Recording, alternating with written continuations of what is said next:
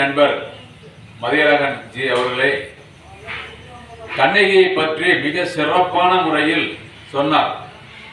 பூம்புகார் வரலாறையும் கூறி கண்ணகியை பற்றி சொன்னார். மதுரையை எரிக்கும் போது சில விஷயங்களை தவிர்த்து கொள்ள வேண்டும் என்று அக்னி பகவானிடம் கேட்டதாகவும், கேட்டு அங்கிருக்கும் குழந்தைகளையும் பெரியவர்களையும் கர்ப்பிணி பெண்களையும் பசுக்களையும் அனைத்தையும் அதாவது அவங்களையெல்லாம் கொஞ்சம் தள்ளி வச்சுட்டு நம்மளுடைய நோக்கம் என்ன அதாவது கண்ணகியின் கணவன் கோவலனை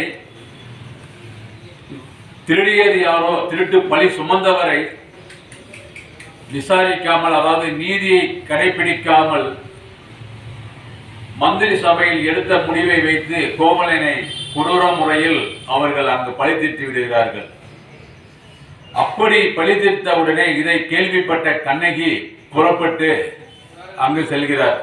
ஏன் கோவலன் இந்த ஒரு பெரிய ஒரு அரச குடும்பத்தில் இருந்து ஏன் ஒரு காலில் கிடக்கும் சிலம்பை கொண்டு போய் விற்று தான் ஒரு தொழில் தொடங்க வேண்டும் என்று ஏன் அந்த நிலைமைக்கு அவர் வந்தார்? ஏன் என்றால் அப்பவே சொல்லியிருக்கிறார்கள், அவர் மாதவி என்னும் ஒரு கன்னிகையை அவர் கண்ணெடுத்து பார்த்த நிலைமைதான்.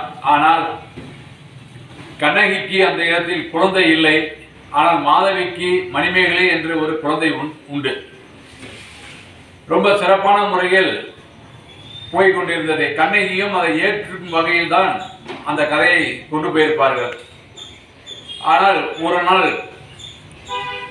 தன் மனைவியை பார்ப்பதற்காக கோவலன் வீட்டிற்கு வரும்போது, அப்பொழுது அதாவது சொல்லுவாங்கல்ல, ஏதாவது ஒரு தொந்தரவு இருக்கும், நம்ம ஏதோ பேசிட்டு இருப்போம், பக்கத்தில் ஏதாவது ஒரு தொந்தரவு இருக்கும், அந்த ஈயெல்லாம் பறக்குது, கொசுவெல்லாம் பறக்குது, அதெல்லாம் கரட்டிக்கிட்டு இருக்கிற மாதிரி. அப்போ அடிக்கடி அவங்க வீட்டுக்கு ஒரு ஜீவராசி வரும்போது என்ன வந்துட்டே இருக்க, சும்மா வந்துட்டே இருக்கேன்னு சொல்லி டப்புன்னு போய் கதவு சாத்திடுறாங்க. விரட்டி விட்ட மாதிரி கதவு சாத்தினா கோவலன் அந்த இடத்துல நிற்கும் போது கோவலன் நாங்கள் பார்க்காம நடந்த தவறு தான் இது. உடனே கோவலனுடைய மனதில் நம்ம வலது பிடிக்காம நம்மளை வெளியேற்றுறதுக்காக தான் இந்த கதவை அடைச்சிட்டா அப்படின்னு சொல்லிட்டு கோவலன் திரும்பி போயிடுறாரு. போய் ஒரு கட்டத்தில் 2 பேரும் ஒன்றா சேரும் போதே நொழிச்ச நிலைமையில் இருக்கார். எல்லாத்தையும் இழந்து வந்ததுக்கு பிறகு ஏதாவது ஒரு தொழில் செய்து பிழைக்கலான்னு சொல்லி போனது தான் அந்த சிலம்பை எடுத்துட்டு போனது. அந்த சிலம்பை கொண்டு விற்கும் போது அந்த சிலம்பை சரியான முறையில் பரிசோதிக்காம உடனடியாக அவருக்கு ஒரு தண்டனையை கொடுத்து அந்த கோபத்தில் தான் அந்த மதுரைக்கு போகும்போது இந்த நிகழ்வுலாம் நடந்தது. அந்த ஆற்றல்